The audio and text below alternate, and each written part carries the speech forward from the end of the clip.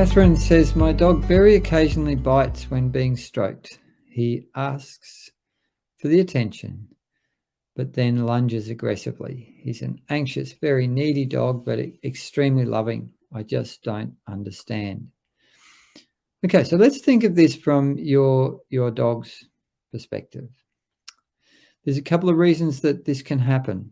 One might be that your dog has a freeze type response to stressors, and touch might be a stressor for your dog.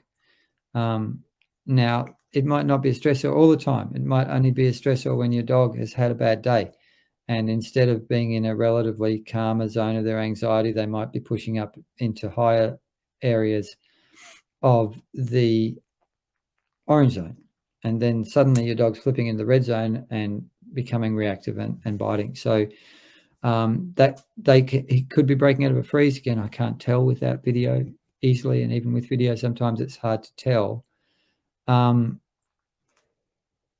But habituating to touch, therapeutic, relaxing touch, and becoming more sensitive to your dog's communication, because I can guarantee you that before your dog lunges, that you are going to see some little tiny communication from your dog saying, well, I'm not coping with that touch, and boom. Just before they do that air snap or that lunge and snap at you, there will be communication. There will be little changes in your in the tension, in your dog's facial expressions, in these sort of things that will be warning signs that you are highly likely missing, because these signs can be very, very subtle. So becoming more sensitive to your dog's communication would be really valuable in this. And also training them to accept therapeutic touch is going to make them more accepting of all kinds of touch and less likely to be reactive to touch. And also, reducing your dog's overall anxiety levels so that they're not living in this chronic anxious state. So moving them into relaxation every way you can. And Dr. Christina just mentioned nose game, sniffing.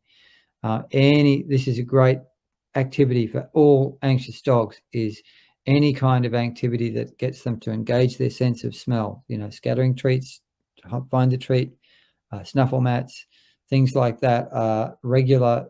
You might give them half their dinner in the form of a dehydrated dog food like the Ziwi Creek brand we have here in Australia, where you scatter it around the backyard.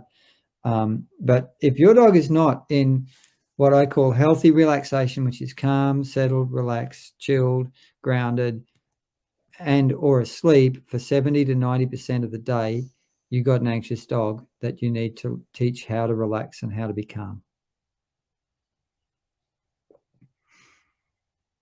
Some dogs are terrified of strangers. They tremble, cower, and try to hide from any new person they meet. If your dog is overly fearful of strangers, it's a good idea to understand why, so you can help it overcome its fear. Here is an advice from Dr. Edward on helping your dog to deal with strangers.